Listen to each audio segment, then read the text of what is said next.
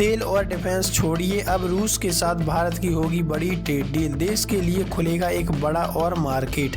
भारत और रूस अब एनर्जी और डिफेंस क्षेत्रों से अलग द्विपक्षीय व्यापार को बढ़ावा देने की तैयारी में है। इसका उद्देश्य मैन्युफैक्चरिंग जैसे क्षेत्रों को बढ़ावा देना है। अमेरिका के राष्ट्रपति हैं जो डोनाल्ड ट्रंप ने दावा किया है कि भारत रूसी तेल की खरीद बंद करने पर सहमत हुआ। दूसरी तरफ भारत ने अपना स्टैंड ऑफ करते हुए कहा कि हम वही करेंगे जो हमारे देश के हित में होगा। भारत अमेरिका ट्रेड डील पर सहमति और यूरोपीय यूनियन के साथ फ्री ट्रेड एग्रीमेंट के बाद अब भारत रूस के बीच मेगा डील होने वाली है। रूस के उप प्रधानमंत्री एलेक्सी ओवरचुक ने कहा कि भारत के साथ प्रीफरेंशियल ट्रेड एग्रीमेंट लेकर बातचीत का पहला राउंड पूरा हो चुका है। रूस से ट्रेड डील करने जा रहा भारत। रूसी उप प्रधानमंत्री इस डील को लेकर काफी सकारात्मक नजर आए और इस बात के संकेत दिए कि जल्द ही दोनों देशों के बीच एक ट्रेड डील फाइनल होने जा रहा है। रूसी न्यूज एजेंसी TASS की रिपोर्ट के मुताबिक एलेक्सी ओवरचुक ने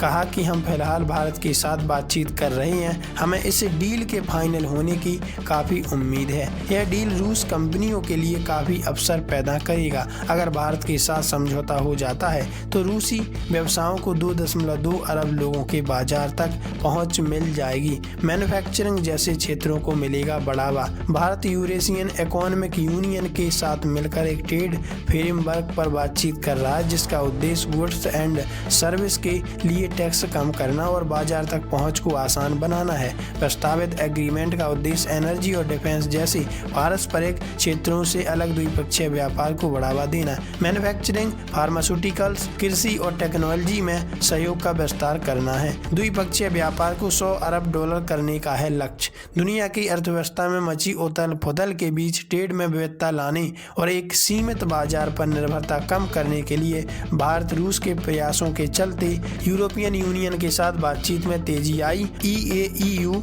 में रूस के अलावा अर्मेनिया, बेलारूस, कजाकिस्तान और किर्गिस्तान शामिल है। हाल ही में रूस के राष्ट्रपति व्लादिमीर पुतिन भारत दौरे पर रहे थे और जहां दोनों नेताओं ने 2030 तक द्विपक्षीय व्यापार को $100 अरब तक पहुंचाने का लक्ष्य रखा था। वैसे आप इस बारे में क्या राय रखते हैं, कमेंट में लिखकर जरूर बताइएगा।